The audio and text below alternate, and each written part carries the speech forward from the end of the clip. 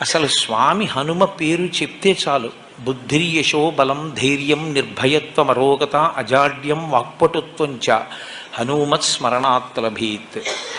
హనుమని స్మరించినంత మాత్రం చేత, హనుమకి నమస్కరించి హనుమని సేవించినంత మాత్రం చేత హనుమ యొక్క గొప్పతనం ఎక్కడుందంటే అజాడ్యం. ఆయనని సేవించినటువంటి వారికి జాడ్యము పోతుంది. జాడ్యము అంటే జడత్వము.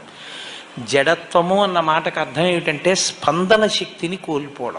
శ్రీరామాయణంలో రామచంద్రమూర్తిగా శ్రీ మహావిష్ణువు వచ్చే ముందే బ్రహ్మదేవుడు అనేక మంది దేవతల్ని శాసించాడు. రావణ సంహారం అంటే అంత తేలికైన విషయం కాదు. నరవానరముల చేత సంహరింపబడడు కనుక, ఆయన నరవానరముల చేత సంహరింపబడనని వరం అడగలేదు కనుక మీ అందరూ కూడా వానరాంశలలో వెళ్ళండి అన్నాడు. దేవతలందరూ వానరుల యొక్క అంశలలో వచ్చారు.